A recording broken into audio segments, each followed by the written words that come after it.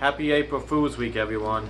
Today I have three of the most gag-centered and foolish classic SpongeBob episodes from back in the day to help celebrate April Fools. And the funny thing is that I haven't really celebrated April Fools in the longest time.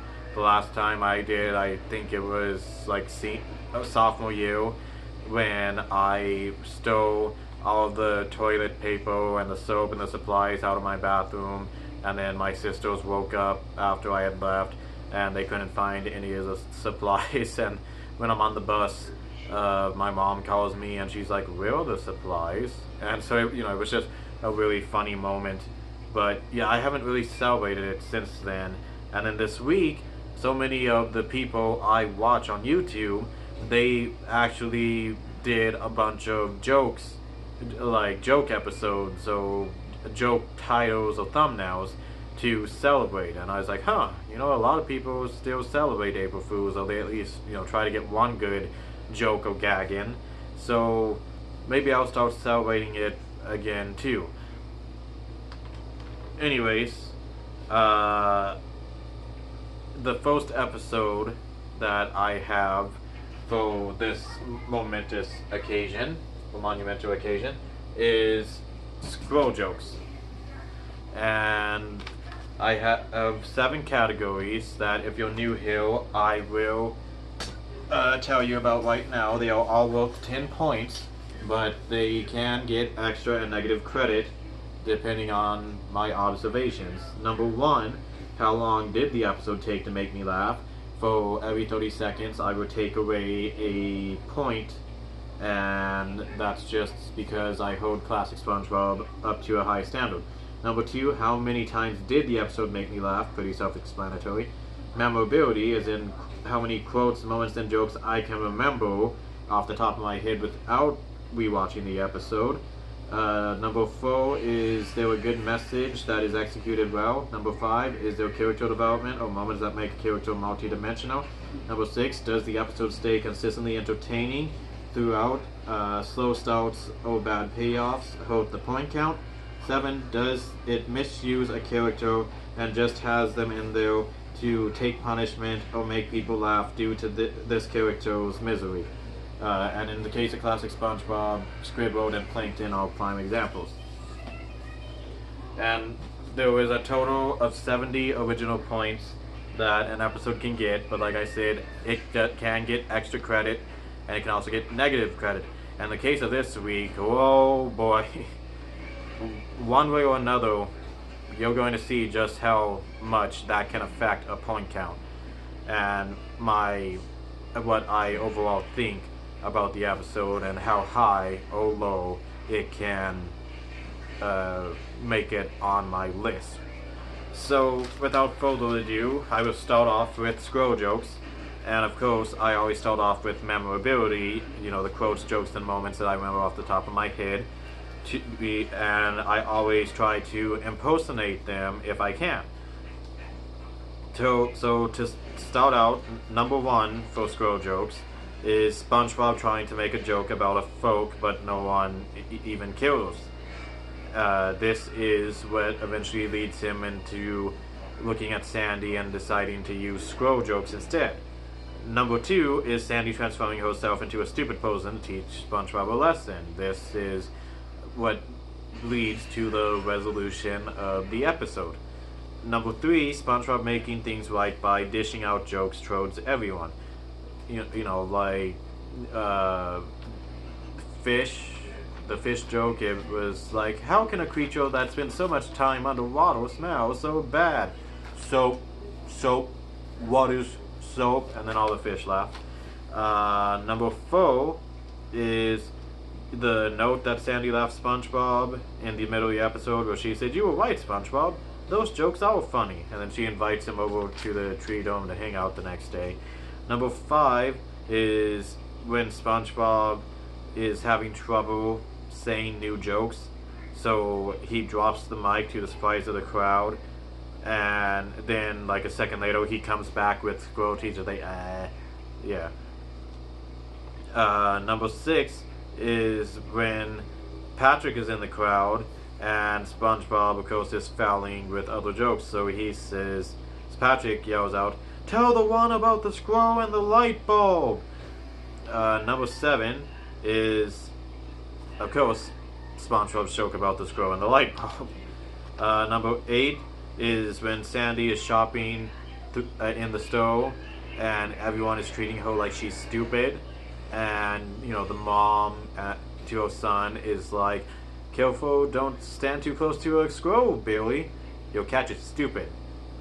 And number 9 is Sandy feeding SpongeBob so much water that his body fills up the entire dome, and he says, "No more scroll jokes."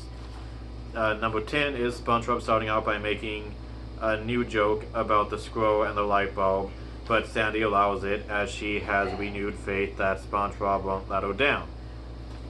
She's like, "Okay, I'll let you have one because you told me your plan. I know what you're gonna do now."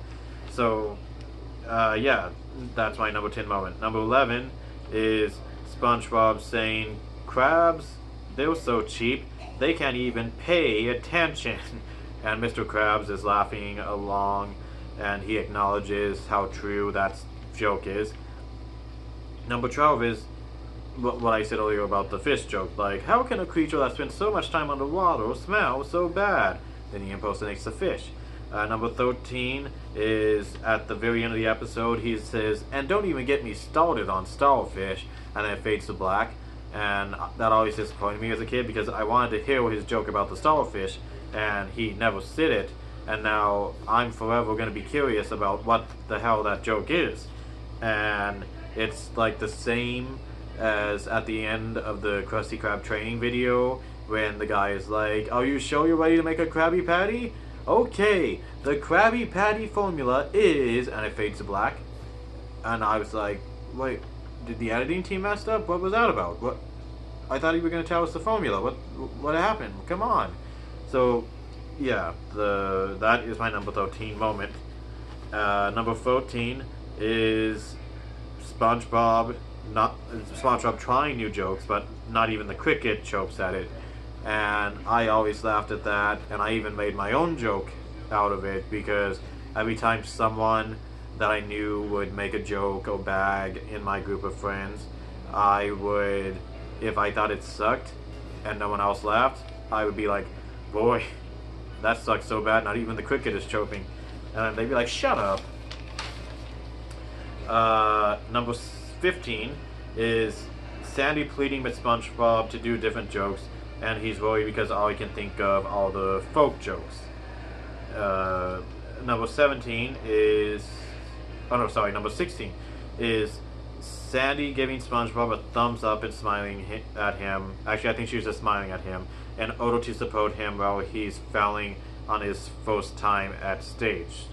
That is what gave him the confidence to do the scroll jokes. So overall, that is actually 16 moments that I remembered off the top of my head. So I know you can't see it, but I will show it to you at the end. Number 3 gets 16 out of 10. Like I said, extra credit is a thing in this series. Number 1, my stupid light above me is flickering. It's like the Hashleen slasher is about to come and attack. I swear if my phone rings, that actually kind of scared me. I swear if my phone rings, I'm out of here. Number 1, how long did the episode take to make me laugh? It was 24 seconds in, and it was when the clown skipped to the part where he threw pies at the audience, and the crowd got the umbrellas ready. I don't know why exactly it was funny. I guess to me, the way I interpreted it is that Steven Hillenburg and the other creators of SpongeBob, they were talking about clowns. And like, clowns aren't really funny, at least not until they start throwing pies at people's face. Like, that's how I imagine that creative meeting went down.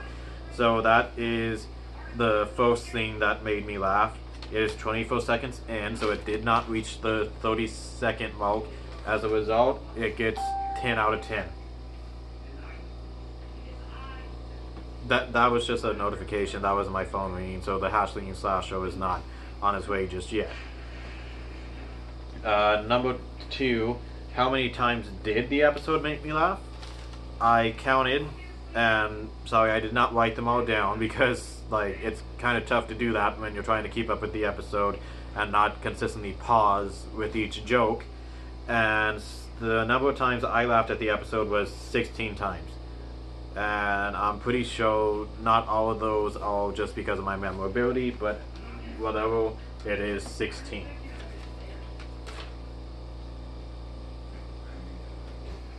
Okay. Number 4 is there a good message that's executed well? Yes. And that is, it's okay to laugh at each other and ourselves at times. Just don't get too carried away with it, or you may hurt or lose your friends. And I say that with the conflict and the tension that rose throughout the episode to the climax and the resolution, I would say that they did a pretty good job at explaining their message through the actions of the characters. So that number 4 category gets 10 out of 10.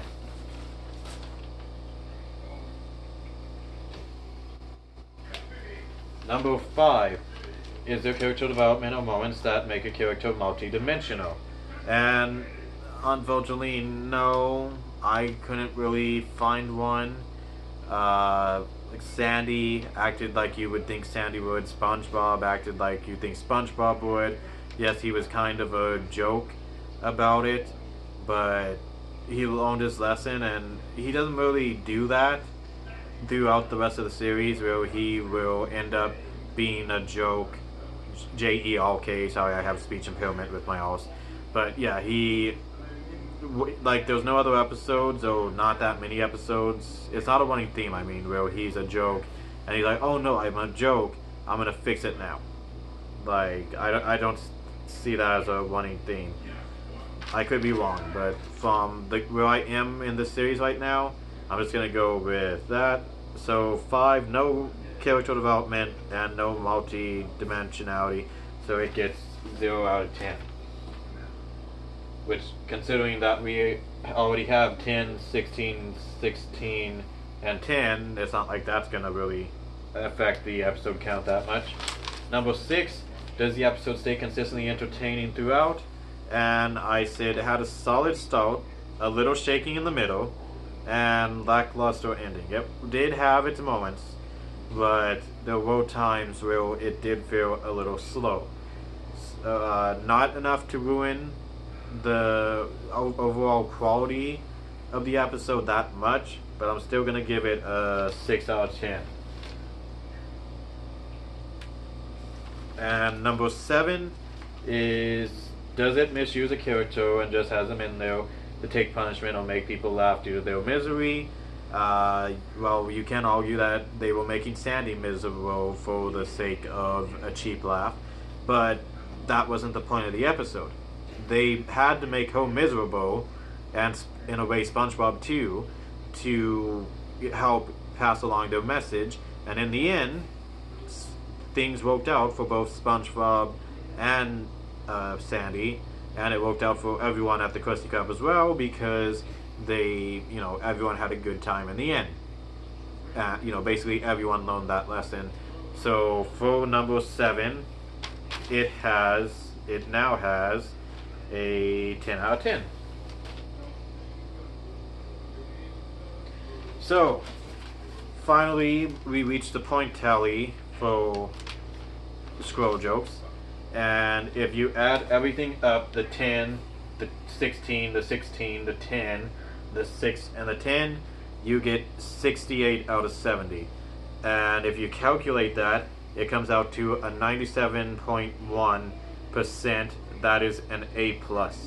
And as a result, scroll jokes is number 1 in my ranking, if I remember correctly. I believe last time Texas was number 1. What is it with the Sandy episodes? They're always they always have some of the best uh, themes, stories. They're always like they're always the best quality episodes. Is what I'm trying to say.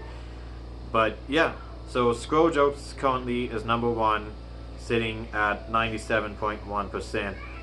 I believe that is just a solid A. Not exactly an A plus, but a solid A. So I hope you guys enjoyed the video.